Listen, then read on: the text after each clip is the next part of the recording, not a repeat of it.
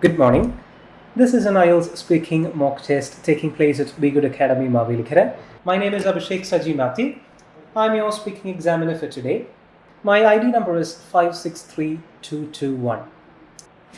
The IELTS speaking test is divided into 3 parts. Before each part, I shall give you a brief introduction. Before we begin the actual test, may I know your full name, please? My name is Joshua Shaji. And how may I call you? You can call me Joshua. Joshua, can I see your identification document, please? Sure. Thank you.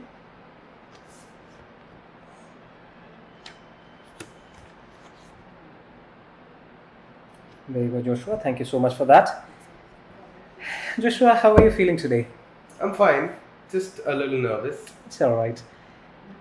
Without wasting further time, let's move on to part 1 of your speaking test. Here in this session, you can expect a lot of personal questions. Okay? Let's begin this part by talking about your hometown. Joshua, where are you from? Could you please talk about your hometown? Sure. I'm from this place called Puthiyakavu, which is in Chenganur. Chenganur is actually in the Alappuzha district.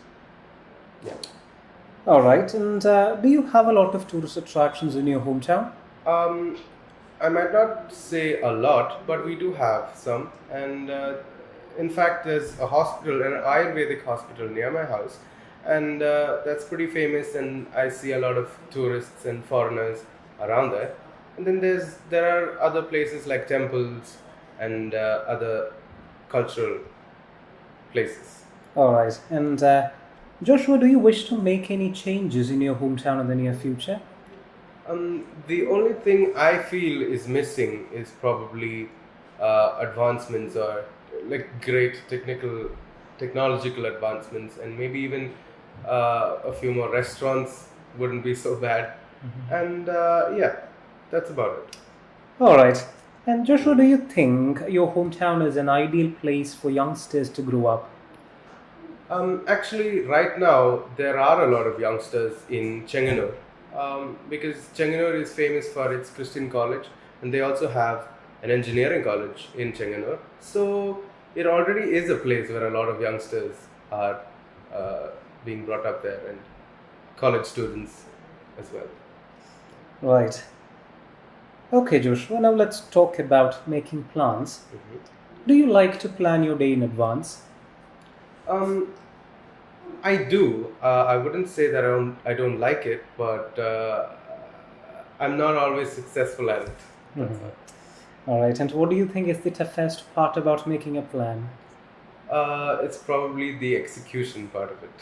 Mm-hmm. Because sometimes things are not as you plan it, and you might have to improvise, and then execution might be harder or might be not as you expected.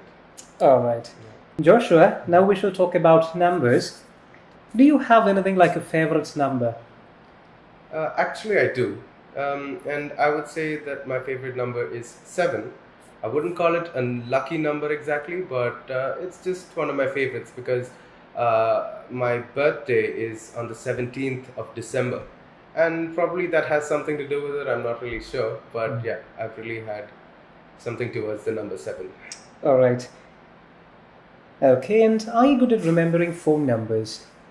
Right now, I don't use that a lot, or I don't have to remember. But then when I was younger, before I had a smartphone or even a mobile phone, I used to remember all my family members' numbers and relatives, and sometimes even friends.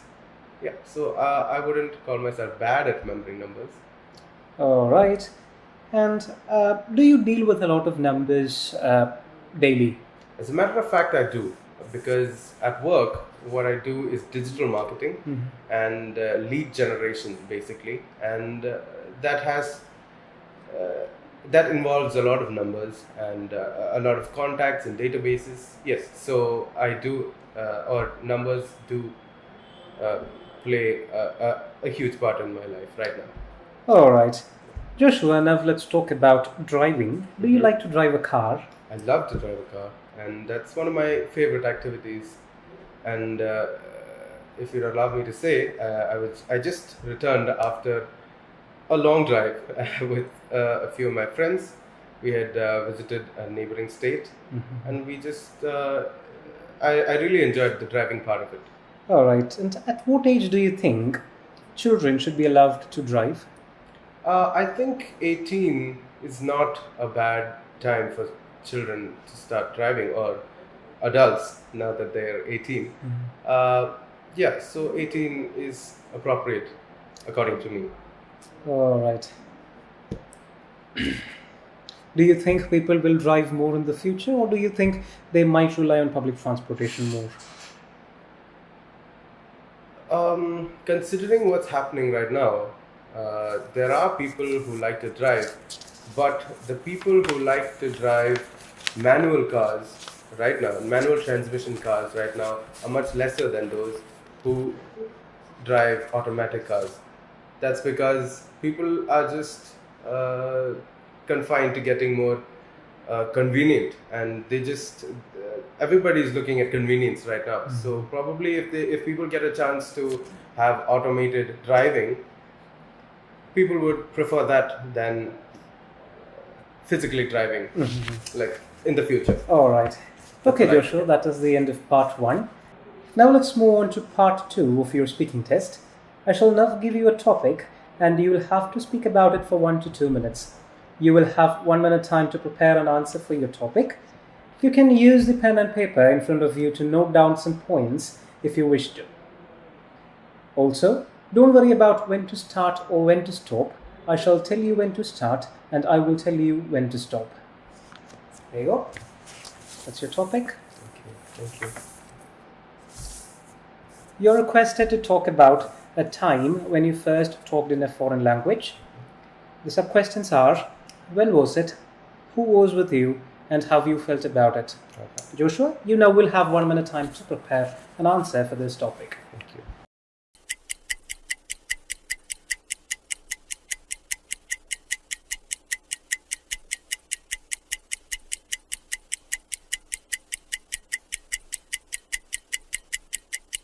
Joshua, your time is up. You may start speaking now. All right. The language I would like to talk about right now, considering these questions, is French. And when I spoke or talked in French for the first time was in my class, which during my schooling in my class. That was just how to introduce myself and things like that. I didn't really have a conversation with anyone, but it was mainly just speaking. And yeah, that's so who I was with were my classmates. And to be frank, if I'm asked what I feel about the language, I'm not so fond of it, or I'm not good at it, is something that I could be more specific about. And the language is great, and it's the language of romance and a lot of things like that. And it's also, I've also heard that French is the second most popular language after English. And yeah, so that's all I feel about the language, but I'm not so confident in French at all. Okay, Joshua, that is the end of your time. You can stop now. Okay. And Joshua, do you use this language every day? As a matter of fact, I don't, because like I said, I'm not so fond of the language myself, because I'm not so good at it. But yeah, I felt that that would be the appropriate language to talk about for this topic. Alright, okay Joshua, that is the end of part 2. Now let's move on to part 3 of your speaking test. And here on this session, you can expect a lot of general questions. Okay? Right. Joshua, do you think children should be taught to read, write, and speak in English at a very young age? Since we're living in a global world, and a world with a lot of opportunities around the globe, I would highly suggest that students or children are taught English, the global language, at a young age itself, even to speak, read, and write, because even if they do not know another language, if all students or children are taught one single language and they are probably good at it or even know it, communication wouldn't be that hard or even as hard as it is right now. Okay, Joshua. Don't you think that if we instill English into our education system, it might pose a threat to certain regional languages? I would certainly, in my opinion, I would disagree with that because regional languages are spoken at home, and in whatever region it is, the language they speak at home is mainly the regional language. And there are people who speak in English at home, even for instance, in my neighbor's house, even though they're from Kashmir, they sometimes speak in English. I'm talking about my house when I was back there in Kuwait, so not here. But yeah, there are people who speak or the regional languages. I don't think would lose their value if students are taught English. Right. Certain people, as you might be well aware, Joshua, especially youngsters, tend to imitate the Western culture alongside learning English. Do you think it has a positive practice? That would be a very neutral thing because it does have a lot of positives, but it also does have negatives because some cultures or all cultures basically have positives and negatives, but what we learn or what we choose to learn is based on us and that individual. So it depends on the discernment of that person, in my view. Right. And Joshua, according to you, what other languages do you think are important apart from English? Again, like I said before, I think French is a very important language, and a lot of parts in the UK and Canada do have a lot of French people, mainly Canada, I suppose. But yeah, French, I've also heard, is the second most popular language after English, like I had mentioned before. So French is an important language, and then maybe German, because education in Germany is pretty much free for the most part. But then the catch is that you need to know German. So yeah, German would be another important language. And yes, of course, I would also mention that Hindi is an important language because I'm an Indian and it is important to me. Right.